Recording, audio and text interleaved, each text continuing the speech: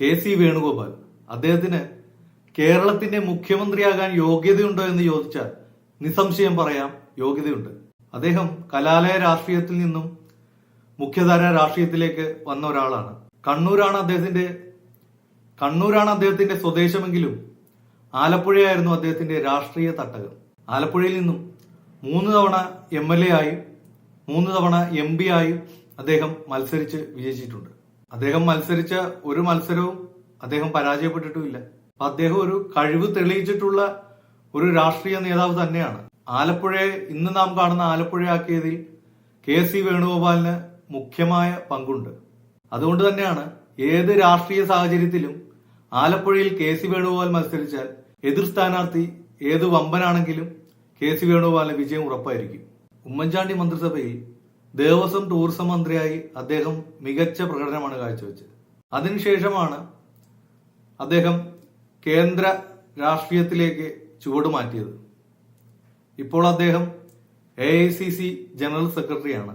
അദ്ദേഹത്തിന് കേരളത്തിന്റെ മുഖ്യമന്ത്രിയാകണം, അതാണ് തന്റെ ഭാവി ലക്ഷ്യം, അല്ലെങ്കിൽ അങ്ങനെ ഒരു ആഗ്രഹം അദ്ദേഹത്തിന് ഉണ്ടായിരുന്നെങ്കിൽ അദ്ദേഹം പോകേണ്ട വഴി ഇതായിരുന്നു എന്ന് സംശയിച്ചു പോവുകയാണ്. പിണറായി സർക്കാർ തുടർ ഭരണത്തിലേക്ക് പോയ ആ സമയത്ത് കോൺഗ്രസിന് വലിയ പരാജയമാണ് നേരിടേണ്ടി വന്നത്. ആ സമയത്ത് കെ.സി. വേണുഗോപാലിന് പാർട്ടിയെ നയിക്കാമായിരുന്നു. കേരളത്തിന്റെ ദുരവസ്ഥ കണ്ടിട്ട് പാർട്ടിയെ നയിക്കാമായിരുന്നു. പക്ഷെ അങ്ങനെയുള്ള ഒരു അവസരത്തിൽ ഇതുവരെ ഒരു മന്ത്രിസഭയിലും മന്ത്രി പദവിയോ മറ്റുള്ള ഒരു പദവിയോ വഹിക്കാത്ത VD സതീശനെയാണ് കേന്ദ്ര നേതൃത്വം കേരളത്തെ നയിക്കാനായി തിരഞ്ഞെടുത്തത്. അല്ല, കെ.സി. വേണുഗോപാൽ വന്ന് പ്രതിപക്ഷ നേതാവാകണം എന്നൊന്നും അല്ല നമ്മൾ ഉദ്ദേശിക്കുന്നത്. അദ്ദേഹത്തിന് കേരള രാഷ്ട്രീയത്തിലേക്ക് വരാമായിരുന്നു. പിണറായി സർക്കാരിന് തുടർഭരണം കിട്ടുന്ന സമയത്ത് കേരളത്തിൽ കോൺഗ്രസിനെ നയിക്കാൻ നല്ലൊരു നേതാവില്ല എന്നത് വലിയൊരു കുറവ് തന്നെയായിരുന്നു. ആ സമയത്തൊക്കെ നമ്മൾ ആഗ്രഹിച്ചിട്ടുണ്ട്, ഒന്നെങ്കിൽ ശശി തരൂര് അല്ലെങ്കിൽ കെ.സി. വേണുഗോപാലൊക്കെ കേരളത്തിലെ കോൺഗ്രസ് നേതൃത്വത്തിന്റെ മുൻനിരയിലേക്ക് വരണമെന്ന് നമ്മൾ ആഗ്രഹിച്ചിരുന്നു. അദ്ദേഹം രണ്ടാം പിണറായി സർക്കാരിന്റെ കാലത്തെങ്കിലും കേരളത്തിൽ സജീവമാവുകയും എല്ലാ മേഖലയിലും അതിന്റെ നേതൃത്വം കൊടുക്കുകയും ഒക്കെ ചെയ്തിരുന്നെങ്കിൽ ഇപ്പോൾ അദ്ദേഹത്തിന് ഉണ്ടായിരിക്കുന്ന ഈ പ്രതിഷേധം, ഇപ്പോൾ മുഖ്യമന്ത്രി സ്ഥാനത്തുള്ള അവകാശം പ്രഖ്യാപിച്ചപ്പോൾ കേരളത്തിൽ നിന്ന് അദ്ദേഹത്തിന് നേരിടേണ്ടി വന്ന പ്രതിഷേധം ഒരിക്കലും ഉണ്ടാകില്ലായിരുന്നു. കാരണം അദ്ദേഹം കേന്ദ്രത്തിൽ നിന്നു കേരളത്തിലെ ജനങ്ങളുമായിട്ട് യാതൊരു ബന്ധമില്ലാത്ത അവസ്ഥ വന്നു. അതുകൊണ്ട് എന്താണ്, ഇപ്പോൾ ആലപ്പുഴയിൽ നിന്നാൽ പോലും അദ്ദേഹം ജയിക്കാത്ത ഒരവസ്ഥയാണ് നിലവിലുള്ളത്. ശ്രീ ഉമ്മൻചാണ്ടി ഒരു ഇന്റർവ്യൂവിൽ പറഞ്ഞത് ഞാൻ കേൾക്കാനിടയായി. വളരെ സ്ട്രൈക്കിംഗ് ആയ വാക്കുകളാണ്. അതൊന്ന് പ്ലേ ചെയ്യാം. എന്തു സ്ഥാനം കിട്ടിയാലും ജനങ്ങൾ വെറുത്താൽ വല്ല പ്രയോജനമുണ്ട്. ഒരു സ്ഥാനമില്ലെങ്കിലും പ്രവർത്തകരെ സ്നേഹിക്കുകയും ജനങ്ങൾ കരുതുകയും ചെയ്താൽ വല്ല കുറവുണ്ടോ? ഇതാണ് എന്റെ തിയറി. അതാണ് അദ്ദേഹത്തിന്റെ ചിന്താഗതികൾ എത്ര മഹത്തരമാണെന്ന് നമ്മൾ ആലോചിക്കണം.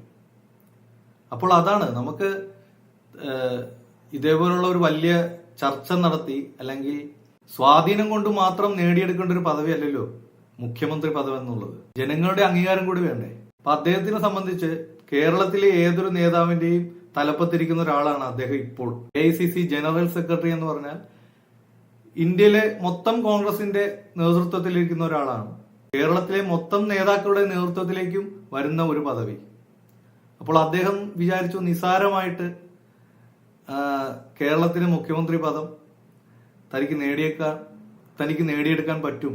ഇത്തരം ഒരു പ്രതിഷേധമൊന്നും അദ്ദേഹം ചിലപ്പോൾ പ്രതീക്ഷിച്ചു കാണില്ല. കെ.സി. വേണുഗോപാലിനെ സപ്പോർട്ട് ചെയ്യുന്ന ആളുകൾ പറയുന്നത് കെ.സി. വേണുഗോപാലാണ് ഈ തെരഞ്ഞെടുപ്പിന്റെ ഫണ്ട് എല്ലാം അറേഞ്ച് ചെയ്തത്. പിന്നെ കോൺഗ്രസ് പാർട്ടിയിലേക്ക് വന്ന് ലയിച്ച ആളുകൾ, ഇപ്പോ G. സുധാകരൻ, പിന്നെ കണ്ണൂർ പയ്യന്നൂരുള്ള കുഞ്ഞികൃഷ്ണൻ മാഷ്, അപ്പൊ അങ്ങനെ CPM നിന്ന് പോലും കോൺഗ്രസിലേക്ക് വലിയ നേതാക്കൾ വരാനുള്ള കാരണം, VD സതീശൻ പറഞ്ഞ വിസ്മയങ്ങൾ സംഭവിക്കാനുള്ള കാരണക്കാരൻ കെ.സി. വേണുഗോപാലാണെന്നാണ് പാർട്ടിക്കാർ പറയുന്നത്. ആണെന്നാണ് കോൺഗ്രസ് പാർട്ടിയുടെ ഉള്ളിൽ നിന്നുള്ള സംസാരം.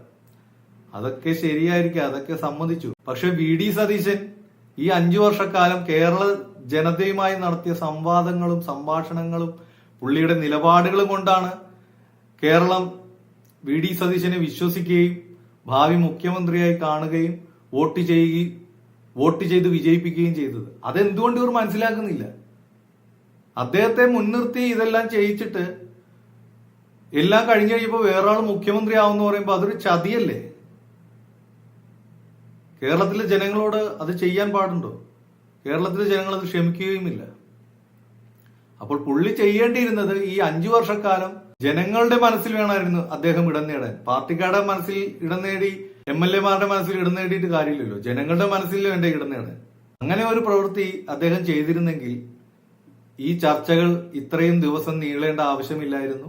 KC വേണുഗോപാൽ സുഖമായി മുഖ്യമന്ത്രി കസേരയിൽ ഇരിക്കുകയും ചെയ്യാമായിരുന്നു. കോൺഗ്രസ് പാർട്ടി ജനവികാരം മനസ്സിലാക്കി നിലപാടെടുക്കുകയാണെങ്കിൽ 100% VD സതീശൻ തന്നെയായിരിക്കും കേരളത്തിന്റെ മുഖ്യമന്ത്രി.